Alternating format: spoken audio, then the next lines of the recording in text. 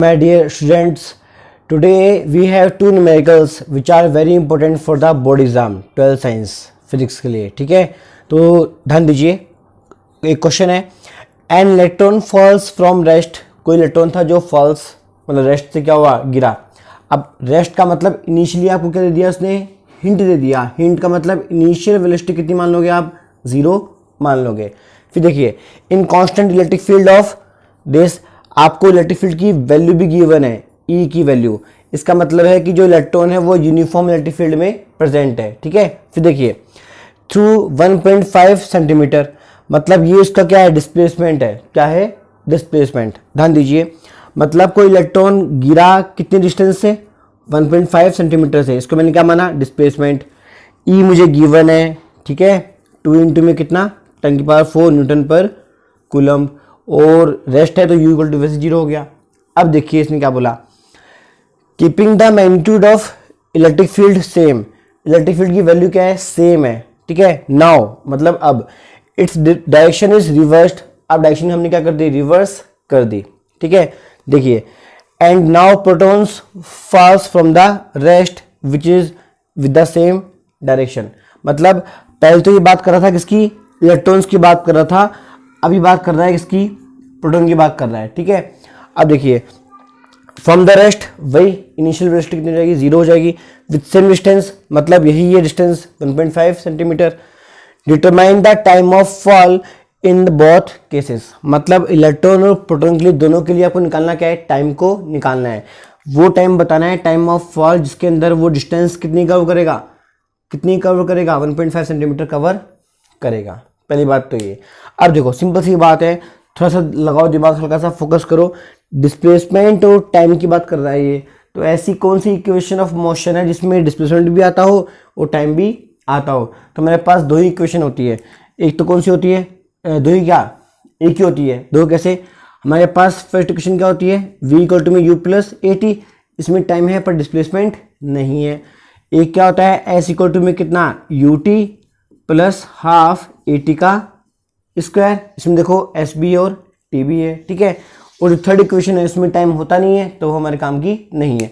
मतलब इनडायरेक्टली आप ऐसा मान सकते हो कि हमें जो गिवन है, हमें जो काम में लेनी है इक्वेशन, वो कौन सी बन जाएगी, सेकंड इक्वेशन ऑफ मोशन बन जाएगी. अब इसमें देखिए, u कितना रख दोगे, 0 पुटअप करोगे तो यहाँ से u हैंड क्या हो जाएगा, हट जाएगा. कितना आंसर आएगा, s इक्वल टू में कितना, हाफ 1/2 ए टी का स्क्वायर. अब यहाँ देखिए, जो t है वो कितना आएगा, t इक्वल टू के पास बनेगा 2s अपॉन में क्या, एस्लेशन का स्क्वायर रूट. अब हमारे सामने प्रॉब्लम क्या हुई, हमें एस्लेशन नहीं पता, एस्लेशन नहीं पता. पर आपको पता है, मैंने लास्ट वीडियो में आपको बताया था, एस्लेशन किसका पार्ट है, क्या प्रोड्यूस करता है, फोर्स प्रोड्यूस करता है. ठीक है, तो फोर्स हमारे पास जो होता है इक्विलिब्रियम कंडीशन में, एक तो हम काम में क्या लेते हैं, हमेशा इलेक्ट्रिक फोर्स काम में लेते हैं और एक नॉर्मल फोर्स काम में लेते हैं. तो कितना आ जाएगा, एम ए. तो यहाँ से मेरे पास ए कितना आएगा, क्यू ई अपॉन में कितना, स्मॉल एम. तो इस एस्लेशन का यूज आप कहाँ करोगे, यहाँ जब आप करोगे तो ध्यान दो, आगे पास क्या बनेगा, आगे पास बनेगा टी इक्वल टू में स्क्वायर रूट 2s अपॉन में. अब देखिए एस्लेशन है तो चार्ज और ई तो कहाँ रहेंगे, नीचे रहेंगे, और मास कहाँ जाएगा, ऊपर आ जाएगा. तो आपके पास मेन इक्वेशन क्या बन जाएगी, ये बन जाएगी. ठीक है, तो वीडियो को पॉज करके इसको आप लिख लेना. अब देखिए, मैं आगे बढ़ रहा हूँ. ठीक है, इसको मैं मिटा रहा हूँ अभी, यहाँ से भी. ठीक है, अब देखो हमें करना क्या है. अभी न्यूमेरिकल बहुत इजी बन चुका है. क्यों बन चुका है, हमारे पास मेन इक्वेशन जो थी किसकी, टाइम ऑफ फॉल की, वो आ चुकी है. अब इससे आपको अप्लाई करना है किसके लिए, एक बार तो इलेक्ट्रॉन्स के लिए और एक बार प्रोटॉन्स के लिए. ठीक है, तो देखो सिंपल सी बात है, ध्यान दो. यहाँ मैंने बात की टाइम टेकन बाय इलेक्ट्रॉन, तो मैंने ये बात सिंबल कर लिया, टी ई इक्वल टू में, यहाँ पे क्या शो कर रहा है, 2 कांस्टेंट है. एस की वैल्यू आपको पता है फिक्स है, 1.5 इंटू में कितना, माइनस का 2 रख दोगे आप. एम में क्या जाएगा, मास ऑफ इलेक्ट्रॉन आ जाएगा, एम ई 9.1 इंटू में 10⁻³ kg अपन में चार्ज आपको पता है कितना होता है, 1.6 इंटू में कितना, माइनस का 19. ध्यान है, नेगेटिव मत कर देना अभी, क्योंकि इसमें स्क्वायर रूट है, नेगेटिव नहीं ले सकते अपन. ठीक है, ई आपको गिवन है कितना, 2 × 10⁴ न्यूटन पर कूलम। तो इस कैलकुलेशन को आप कर लेना, ठीक है। मैं करता है लेकिन अभी टाइम बहुत ज़्यादा लग जाएगा, फिर वीडियो लंबा हो जाएगा। इसको आप कैलकुलेट कर लेना तो आपके पास क्या रहेगा, टाइम टेकन बाय इलेक्ट्रॉन आ जाएगा, ठीक है। अब देखिए, अब बात करते हैं प्रोटॉन की। इसने कहा था ना नाउ प्रोटॉन फॉल्स, तो टाइम टेकन बाय प्रोटॉन्स को आप क्या मान लो, टीपी मान लो, ठीक है। फिर देखो उसने क्या बोला, 2 तो वही कांस्टेंट है, एस उसने वही देखा हो, सेम रखा है, सेम डिस्टेंस है। एम में क्या आएगा पता है आपको, mass of proton, mass of proton again 1.67 10⁻⁻27 kg। और चार्ज आपको पता है कितना होता है, वही है 1.6 इंटू में कितना, -19। ई आपको गिवन है, इसका भी क्या निकालोगे, इसका रूट निकालोगे पूरा कैलकुलेट करके, ठीक है। तो आपके पास क्या रहेगा, टीपीबी आ जाएगा। तो देखिए हमने इस क्वेश्चन का जो हाफ पार्ट है वो कवर कर लिया। देखो कैसे, इसने क्या कहा था, determine the time of fall in both cases, मतलब इलेक्ट्रॉन और प्रोटॉन दोनों के लिए क्या निकालो, टाइम की वैल्यू निकालो। तो यहाँ से आपके पास टाइम की वैल्यू आ जाएगी। फिर देखिए इसने क्या बोला, ध्यान देना, compare this situation with the free fall under gravity. ये बहुत ही इंपॉर्टेंट बात इसने बोली है। इसने कहा है बच्चों की जो टाइम आपके पास फाइंड आउट हुआ है, आपने निकाला है जो, इसको आप कंपेयर कीजिए कब, जब फ्री फॉल हो अंडर ग्रेविटी। तो आप ये पढ़ चुके हो, अंडर ग्रेविटी का मतलब क्या है कि जो एक्सीलरेशन है वो कितना होना चाहिए, जी के इक्वल होना चाहिए, ठीक है। तो देखिए ये मेरे पास इक्वेशन कैसे आई थी, जब मैंने निकाला क्या था, टी इक्वल टू में कितना 2s अपॉन में कितना a का स्क्वायर रूट, ठीक है। तो यहाँ पे a में कितना मान लोगे, g मान लोगे, आप क्या मान लोगे, g। तो लास्ट में क्या आएगा, g को कितना मान लोगे, 10 मान लोगे मिनिमम, और s को कितना मान लेना 1.5 इंटू में कितना -2, क्योंकि ये सेंटीमीटर में दे रखा है, हमें करना किस में पड़ेगा, मीटर में करना पड़ेगा। तो यहां से आगे पास जो टाइम की वैल्यू आएगी ये शो करती है the free fall time under the gravity. तो इस क्वेश्चन में आप ऐसा मान सकते हो कि आपके पास 3 पार्ट्स पूछे गए हैं, time taken by electron, time taken by proton and time under the fall of gravity, under the free fall of gravity, ठीक है। ये चीज़ है, तो अच्छा क्वेश्चन है काफ़ी है। नेक्स्ट क्वेश्चन ये भी बहुत अच्छा क्वेश्चन है, खासकर बायो वाले जो बच्चे हैं वो इनके लिए थोड़ा सा आफत है ये, है ना, क्योंकि इसमें कोऑर्डिनेट सिस्टम काम आता है, और बायो वाले बच्चे क्या है थोड़ा सा इसको देख के डर जाते हैं, ठीक है। ध्यान दो, इन रेक्टेंगुलर कोऑर्डिनेट सिस्टम, ध्यान रहे हमेशा, रेक्टेंगुलर कोऑर्डिनेट सिस्टम का मतलब क्या होता है, कार्टेशियन कोऑर्डिनेट सिस्टम। मतलब आपने जो 10th क्लास में पढ़ी थी मैथमेटिक्स, उसी को भी बोलते हैं, ठीक है, x, y, z का कोऑर्डिनेट जो होता है, ठीक है। आगे देखिए, 2 positive charges each of 10⁻⁻8 coulomb 18 point इस पॉइंट पे रखा हुआ है, एंड दूसरा पॉइंट कहाँ रखा हुआ है, यहाँ पे। तो देखो इसने क्या बोला, हमारे पास पहले हम ग्राफ की बात करेंगे, इसमें किसकी बात करेंगे, ग्राफ की क्यों बात करेंगे। इसने क्या दे रखा है, कोऑर्डिनेट दे रखा है, ध्यान दो। इसने बोला x इक्वल टू कितना 0.1 मीटर, y इक्वल टू 0। तो एक्सिस x के ऊपर y कितना होता है, 0 होता है, ठीक है। तो यहाँ पे इस लाइन की बात कर रहा है, यहाँ पे हमने एक पॉइंट चूज़ किया, मान लीजिए x की वैल्यू 0.1, 0। ये क्या बन जाएगा, एक कोऑर्डिनेट है किसका, x और y का। यहाँ पे क्या रखा हुआ है, एक चार्ज पार्टिकल रखा हुआ है, इसने खुद ने बोला है 2 पॉजिटिव चार्जेस। आगे देखिए, and x equal to minus का 0.1 नेगेटिव में आ रहा है, तो जितना ये पॉजिटिव का 0.1 है उतना ही नेगेटिव में क्या आएगा, माइनस का आएगा। तो माइनस में कितना 0.1 कोमा में कितना 0, ठीक है। यहाँ पे भी क्या रखा हुआ है, पॉजिटिव चार्ज रखा हुआ है। फिर देखिए इसने क्या बोला, determine the magnitude and direction of electric field. मतलब हमें बताना है कि E की वैल्यू क्या होगी, E की वैल्यू क्या होगी और साथ में डायरेक्शन क्या होगी, ठीक है, एट। अब हमें देखें 3 केसेस, एक तो हमें बताना है ओरिजिन पे, एक हमें बताना है x इक्वल टू 0.2 और y इक्वल टू 0 पे, एक C पे, ठीक है। तो अभी हम बात करेंगे पहले किसकी, A पार्ट की, A की बात करते हैं पहले। इसने क्या बोला, ओरिजिन में फाइंड आउट करना है किसको, नेट इलेक्ट्रिक फील्ड इंटेंसिटी को। तो ओरिजिन का मतलब कहाँ पे आएगा, ये होगा। तो मान लीजिए मेरे पास ये क्या है, पॉइंट P है, ठीक है, ये मेरे पास क्या है, पॉइंट है, ये मेरे पास क्या है, पॉइंट B है, ठीक है। अब देखो इस फॉर्मूले को आपको रटना नहीं है, हम ये पढ़ चुके हैं बच्चों कि किसी भी पॉइंट चार्ज Q से इलेक्ट्रिक फील्ड इंटेंसिटी जो होती है उसका फॉर्मूला क्या होता है, KQ अपॉन में कितना R का स्क्वायर। आपको मैं समझाया था फॉर्मूले को कैसे पढ़ते हैं, लैंग्वेज की फॉर्म में। It is the intensity due two point charge Q at distance R, ठीक ठीक है। तो ये फॉर्मूला लग जाएगा, एक बार इसके वजह से और एक बार इसके वजह से। कैसे लगेगा, ध्यान दो। मान लेते हैं कि इस पॉइंट चार्ज क्यू के वजह से इस पॉइंट पी पे जो इंटेंसिटी है वो कितनी है, E1 है। कितनी है, E1। और ये पॉजिटिव चार्ज है तो लाइन्स क्या होगी, निकलेगी। तो एरो कैसे बनाओगे इसका, टुवर्ड्स द ओरिजिन, ठीक है। फिर देखिए ये जो मेरे पास क्या है, पॉइंट ए है, इस पर भी क्या रखा हुआ है, पॉजिटिव चार्ज रखा हुआ है। तो इस पॉजिटिव चार्ज से ओरिजिन पे जो EFI है हमने कितना माना, मैं लेट्स सपोज E2 मान लिया। अब ये भी पॉजिटिव चार्ज है तो इससे भी लाइन ऑफ इलेक्ट्रिक फील्ड क्या होगी, निकलेगी। तो ये कैसे जाएगी, ऐसे जाएगी। तो आप ध्यान दो बच्चों इतना करने के बाद पहली बात तो ये इसका आगे सोल्व करने की रिक्वायरमेंट ही नहीं है। आप ध्यान दीजिए, फोकस कीजिए।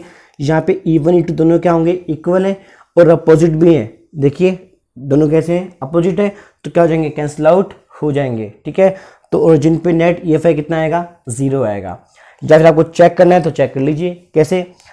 इस बेसिक फॉर्मूले से जब मैंने लिखा किसको, E1 को, किसको, E1 को, ध्यान दो क्या आएगा, के कांस्टेंट है, चार्ज दे रखा है क्यों, डिस्टेंस का स्क्वायर आता है नीचे, तो डिस्टेंस से एक बार कितनी लोगे, OB लोगे तो कितना आएगा, OB का स्क्वायर। ऐसे मेरे पास क्या लोगे, E2 लोगे तो KQ आएगा, और डिस्टेंस इस बार क्या लोगे, AO का स्क्वायर। तो आप खुद देखिए E1 E2 दोनों क्या है, सेम टू सेम है, क्योंकि OB इक्वल टू क्या है, AO है। जितना ये डिस्टेंस है उतना डिस्टेंस कौन सी है, ये वाली है, ठीक है। तो ये क्या हो जाएंगे, कैंसिल आउट हो जाएंगे, ठीक है।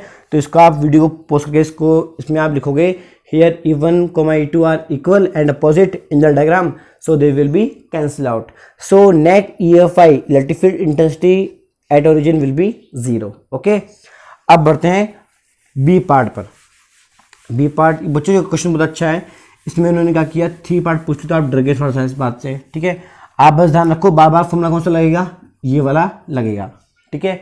आगे देखिए बी पार्ट निकालना कहाँ पे, इस बार x इक्वल टू 0.2 और y इक्वल टू कितना, 0। अगेन y इक्वल टू 0 बोल रहा है, तो y इक्वल टू 0 कहाँ होता है, ऑन द एक्सिस x। तो इस बार जो ऑब्जर्वेशन पॉइंट है वो कहाँ होगा, एक्सिस x पे होगा। कैसे होगा, ध्यान दीजिए भाई, मेरे पास क्या एक्सिस x हो गई, ये मेरे पास क्या हो गया, ओरिजिन हो गया, और यहाँ पे पॉइंट ए पे क्या रखा हुआ था, पॉइंट चार्ज। यहाँ पे कोऑर्डिनेट कितना था, 0.1, 0। और सेम टू सेम यहाँ पे मान लीजिए मेरे पास क्या था, माइनस में कितना 0.1, कोमा में कितना 0। जहाँ मेरे पास क्या है, पॉइंट बी है, और यहाँ पे क्या रखा हुआ है, पॉइंट चार्ज रखा हुआ है, ठीक है। और ओरिजिन कहाँ पे, इनके मिडवे में। यहाँ पे मेरे पास क्या एक्सिस y। ये तो हो गया किसके लिए, इसके लिए। अब देखिए ऑब्जर्वेशन जो पॉइंट P है वो इस बार कहाँ आएगा, यहाँ पे आएगा। यहाँ पे कोऑर्डिनेट कितना होगा, 0.2, 0। तो हमें इस बार यहाँ पता करना है कि नेट EFI कितना होगा, ठीक है। अब देखो इजी कैसे है, ध्यान दो। अगेन हम क्या मानेंगे वो देखना, पॉइंट पे क्या रखा हुआ है, पॉइंट चार्ज। इसकी वजह से लाइन ऑफ इलेक्ट्रिक फील्ड क्या होती है, निकलती है। तो कैसे जाएगी, ऐसे जाएगी। इसको हमने क्या माना, E1। फिर देखिए ये भी पॉजिटिव चार्ज है, इससे भी लाइन्स क्या होंगी, वहाँ जाएंगी। तो यहाँ से यहाँ तक क्या होगा, वेक्टर कैसे बनेगा, ऐसा बनेगा। तो इस बार आप पता है आपको क्या होगा, इस बार E1 और E2 दोनों क्या हो जाएंगे, ऐड हो जाएंगे। क्या हो जाएंगे, ऐड, क्योंकि दोनों कैसे हैं, सेम डायरेक्शन में हैं। और इसके लिए आपको निकालनी पड़ेगी वैल्यू, क्यों, क्योंकि कोऑर्डिनेट क्या हो गया, चेंज हो गया। पहले ये कहाँ था, ओरिजिन पे था, अब कहाँ शिफ्ट हो गया, आगे शिफ्ट हो गया। कैसे शिफ्ट होगा, देखिए ये बेसिक फॉर्मूला है, इसको मैंने लिखा कि जब इसके लिए E1 के लिए तो कितना आएगा, KQ में कोई चेंज नहीं होगा, KQ में कोई चेंज नहीं होगा। नीचे क्या आएगा, डिस्टेंस का स्क्वायर। तो देखिए मैं इसके बाद कर रहा हूँ, तो ये पॉइंट AP है, तो यहाँ पे कितना जाएगा, AP का स्क्वायर। और मेरे पास यहाँ पे क्या है, E2 है, तो यहाँ मेरे पास KQ तो रहेगा, क्योंकि ये भी पॉजिटिव चार्ज है। डिस्टेंस इस बार पता है आपको क्या आएगी, B से P तक की आएगी। तो कितना रहेगा, B से P का स्क्वायर। अब देखो आपको करना क्या है बच्चों, ध्यान दो कि यहाँ जो AP है, इन फॉर्मूला में जब आप AP पुटअप करोगे तो कितना पुटअप करोगे, ध्यान दो। ये 0.1 है, और ये पूरा कितना है, 0.2। तो ओनली इतना कितना होगा, 0.1। तो AP कितना हो जाएगा, 0.1 मीटर। यहाँ पे रखोगे आप, ठीक है। क्यू को दे रखा है इसने वैसे भी। अब जो BP है, ब्लड प्रेशर, हाँ ध्यान दीजिए कितना होगा, B से P तक की बात करते हैं। तो ओरिजिन से P तक का कितना है, 0.2, और ये कितना है, 0.1। तो 0.1 और 0.2 कितना हो जाएगा, 0.3 मीटर, ठीक है। तो ये BP आप कहाँ रख दोगे, यहाँ पे रख दोगे, ठीक है। तो देखो इसने क्या कहा था, E की निकालने की है वैल्यू और डायरेक्शन। तो मैं जो बोलना चाह रहा हूँ वो सुनो, आपको इवन इंटू क्या करने पड़ेंगे, ऐड करने पड़ेंगे। क्यों? दोनों कैसे हैं, सेम डायरेक्शन के अंदर आ रहे हैं, ठीक है। ओके, आपको पता है क्यों आपको गिवन है, डिस्टेंस मैंने आपको बताई दी, इन दोनों को ऐड कर लेना। यहाँ इसने क्या बोला है, इसने क्या बोला है, डायरेक्शन भी बतानी है। तो डायरेक्शन कैसी आएगी, along the positive axis x, मतलब क्या आएगा, आई कैप प्लस का आई कैप, ठीक है। तो ये क्वेश्चन बहुत ही अच्छा क्वेश्चन है, बी पार्ट भी। अब मैं बढ़ रहा हूँ सी पार्ट की तरफ, इनको आप कैलकुलेट कर लेना, नहीं तो वीडियो बहुत काफ़ी बड़ा हो जाएगा मेरा, ठीक है। तो मैं अब बात कर रहा हूँ पॉइंट सी की, ठीक है। पॉइंट सी बहुत अच्छा है, पॉइंट सी में काम आता है रिजोल्यूशन ऑफ वेक्टर, जिसको देख के बायो वालों की हवा टाइट हो जाती है, वो देखते हैं यार कहाँ फंस गए। पर घबराओ मत, जब तक है मैं तो क्या गम है, ध्यान दो। अगेन देखो, जो क्वेश्चन था उसके मुताबिक पहले क्या ड्रॉ करना पड़ेगा, डायग्राम ड्रॉ करना पड़ेगा। बच्चों ध्यान रहे, इसके हर एक पार्ट में डायग्राम क्या बनेगा, नया बनेगा। ए पार्ट में अलग था, बी पार्ट में अलग है, सी पार्ट में अलग से बनेगा, ठीक है। ध्यान दीजिए, यहाँ मेरे पास क्या एक्सिस एक्स है, सॉरी थोड़ा डायग्राम बड़ा करना पड़ेगा इसमें। देखो हमें एक्स इक्वल टू जीरो दे रखा है, इस बार एक्स इक्वल टू जीरो कहाँ होता है, ऑन द वाई एक्सिस। एक मिनट रुकिए, तो वाई एक्सिस थोड़ा बड़ा लेना पड़ेगा, एक मिनट रुको। सी पार्ट की बात कर रहा हूँ मैं अभी, ध्यान दो। यहाँ पे ले लेते हैं क्या, एक्सिस एक्स, यहाँ पे क्या ले लेते हैं, ओरिजिन ओ, और यहाँ से क्या पास करूँगा मैं, वाई एक्सिस, ठीक है। वो देखिए यहाँ पे क्या आएगा, माइनस का एक्सिस ऐसा आएगा। फिर देखिए अभी क्वेश्चन के मुताबिक क्या था कि x इक्वल टू 0.1, 0 पे का चार्ज रखा हुआ था, ये रहा चार्ज, और x इक्वल टू -0.1 पे, मतलब यहाँ पे क्या है, माइनस का 0.1 मीटर, 0 कोऑर्डिनेट हो गया। यहाँ पे भी क्या रखा हुआ है, पॉजिटिव चार्ज रखा हुआ है। ये तो यहाँ का मतलब था। अब देखो इसने क्या बोला, x इक्वल टू 0, y कितना है, 0.1 मीटर, मतलब यहाँ से यहाँ तक की डिस्टेंस कितनी है, 0.1 मीटर है। तो मान लीजिए मैंने यहाँ पे क्या माना, पॉइंट पी मैंने एज्यूम कर लिया, और ये इसको मैंने क्या माना, 0.1 मीटर मैंने मान लिया, ठीक है। अब देखो हमेशा मैंने क्या बोल रखा है, चीज़ों को आप चेक करो कि पॉजिटिव चार्ज है, इससे लाइंस ऑफ इलेक्ट्रिक फील्ड क्या होती है, इमर्ज होती है। तो पॉइंट पी पे जो इंटेंसिटी प्रोड्यूस करेगा ये, इसको हमने क्या माना, E1, और आपको पता है इसको हमें क्या मानना पड़ेगा, वेक्टर फॉर्म में मानना पड़ेगा। आपको मैंने कहा था अभी बी पार्ट ए पार्ट में कहीं एंगल फॉर्म नहीं हो रहा था, यहाँ एंगल फॉर्म होता है, तो हमें क्या मानना पड़ेगा, वेक्टर फॉर्म में लेना पड़ेगा, ठीक है। अब देखिए ये पॉइंट चार्ज है ये भी, और ये भी इलेक्ट्रिक फील्ड काम प्रोड्यूस करेगा पॉइंट पी पे, और ये पॉजिटिव चार्ज है, तो लाइन से इलेक्ट्रिक फील्ड क्या होगी, इमर्ज होगी। तो कैसे इमर्ज होगी, ऐसे इमर्ज होगी, इसको आप क्या मान लेना, E2 वेक्टर मान लेना, ठीक है। किस पे, पॉइंट पी पर। पॉइंट पी को थोड़ा मैं यहाँ पे शो कर देता हूँ, ये लीजिए, ठीक है। अब देखो अगेन बेसिक फॉर्मूला हमारे पास कौन सा है, वही है। इसे हम अगेन कितनी बार लिखेंगे, 2 बार लिखेंगे, क्योंकि इस पर डिस्टेंस क्या हो चुकी है, चेंज हो चुकी है।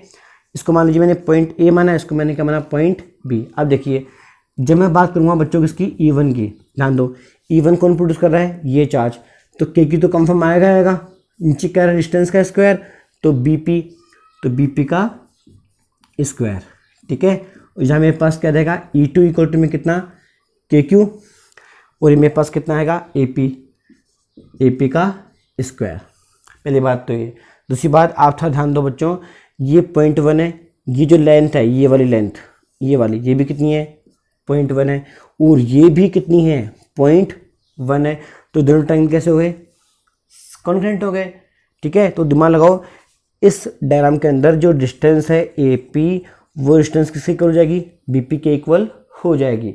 और बाय पाइथागोरस थ्योरम आपको पता है ये हाइपोटेनियस है, ये क्या बन जाएगा, हाइपोटेनियस। तो क्या आएगा, परपेंडिकुलर का स्क्वायर प्लस बेस का स्क्वायर। तो देखो कितना आएगा, AP का स्क्वायर बाय पाइथागोरस थ्योरम से लिख रहा हूँ डायरेक्टली में, तो 0.1 का स्क्वायर प्लस 0.1 का स्क्वायर, दोनों सेम है, तो क्या आएगा, 2 इंटू में 0.1 का स्क्वायर। यहाँ पे क्या बनेगा, AP का स्क्वायर। AP निकालना है तो क्या आएगा, √2 इंटू में कितना, 0.1। तो सिंपल सी बात है, इस AP का यूज़ आप कहाँ करोगे, वहाँ पर, ठीक है। और यही डिस्टेंस किसके इक्वल होगी, BP के इक्वल होगी, ठीक है। अब देखो, अब बात करते हैं इनके बीच में एंगल की। भैया आपको पता है जब किसी कॉमन पॉइंट से दो वेक्टर्स क्या हो, इमर्ज हो, तो यहाँ पे हम क्या अप्लाई करते हैं, पैरेललोग्राम लो, पैरेललोग्राम लो। क्योंकि आपको पता है दो वेक्टर हैं, तो इनके बीच से इनका रिजल्टेंट क्या होगा, पास होगा। तो यहाँ पे क्या बनेगा, ई वेक्टर ठीक बीच से पास होगा। अब देखो कैसे फाइंड करेंगे, ध्यान देना। आपने पढ़ रखा है बच्चों, एक थ्योरम पढ़ रखी है कि किसी ट्रायंगल में अगर दो एंगल क्या हो, सेम हो, तो उनके फ्रंट की साइड भी क्या होती है, सेम होती है। या उल्टा मान लीजिए अगर किसी ट्रायंगल में दो साइड कैसी हो, सेम हो, तो उनके फ्रंट के एंगल भी क्या होते हैं, सेम होते हैं। तो देखिए ट्रायंगल देखो आप POA, इसमें ये भी पॉइंट 1 है, ये भी पॉइंट 1 है, तो इसके सामने कौन सा एंगल बनेगा, एंगल ये वाला बनेगा, और इसके सामने एंगल कौन सा बनेगा, ये वाला एंगल। तो देखिए, तो मैं कहना चाह रहा हूँ, ध्यान दीजिए कि इस ट्रायंगल में ये दोनों एंगल कैसे रहेंगे, सेम रहेंगे। अगर ये 90 डिग्री है तो सिंपल सी बात है, ये कितना होगा 45 डिग्री, और ये भी कितना होगा 45 डिग्री। यहाँ भी देखिए इस ट्रायंगल में देखो आप, ये भी पॉइंट 1 है और ये भी पॉइंट 1 है, तो ये भी कितना होगा 45 डिग्री, ये भी कितना हो जाएगा 45 डिग्री। तो ये ऑल ओवर क्या बनेगा 90 डिग्री, 90 डिग्री। तो लास्ट में जब इनकी वैल्यूज़ को जब आप निकालोगे E1 और E2 को इसका यूज़ करके, तो बाद में आप अप्लाई करोगे by parallelogram law, net EFI at point P is E, then E square will be E1 का स्क्वायर E2 का square plus 2E1 E2 cos 90 degree. और मैंने क्या बोला, E1 इंटू दोनों क्या होंगे, सेम होंगे। तो ध्यान दीजिए क्या आएगा, इस पूरे को मैंने क्या लिखा, E1 का स्क्वायर प्लस E1 का स्क्वायर प्लस ये, इसके बाद जब मैं E1 मानूंगा तो क्या आएगा, E1 का स्क्वायर आएगा, पर cos 90 कितना होता है, 0 होता है, तो थर्ड टर्म पूरी क्या हो जाएगी, 0 हो जाएगी, तो इसका कोई यूज़ नहीं होगा। ठीक है, तो मेरे पास कितना आंसर आएगा 2E1 का स्क्वायर। ठीक है, तो नेट EFI आपको पता है क्या हो जाएगी, √2 इंटू में कितना E1, तो बस E1 जो भी आपके पास यहाँ पे आएगा वो उठा के यहाँ पे रख देना, तो आपके पास नेट EFI आ जाएगा। ये तो आपको दे देगा वैल्यू, क्या दे देगा आपको, ये वैल्यू दे देगा। हमें निकालना क्या है, डायरेक्शन। तो देखिए आप नेट EFI कहाँ जा रहा है, along the positive y axis, तो क्या आएगा J कैप। ठीक है, तो पॉइंट C के लिए नेट EFI कहाँ होगा, अलोंग द y एक्सिस। ठीक है, तो बहुत अच्छा क्वेश्चन है ये, तो डिफिकल्ट आपको लगेगा, तो इसमें आपको थोड़ा बहुत कोऑर्डिनेट आना चाहिए। ठीक है, हल्की फुल्की मैथमेटिक्स आपको आनी चाहिए। ठीक है, खासकर बायो वाले स्टूडेंट्स के लिए। ठीक है, तो मिलते हैं नेक्स्ट वीडियो में। इसी तरीके से आप मुझसे अपनी प्रॉब्लम शेयर करते रहिए। मेरा ये व्हाट्सअप नंबर है, आपको जहाँ भी दिक्कत आती है, कोई भी टॉपिक, कोई भी न्यूमेरिकल, किसी भी तरह का, नीट IIT JEE का, ठीक है, आप मुझसे प्रॉब्लम शेयर कीजिए, आपके प्रॉब्लम का सोल्यूशन मिल जाएगा। ठीक है, ओके। वीडियो आपको अगर अच्छा लगे तो लाइक सब्सक्राइब करना ना भूलें।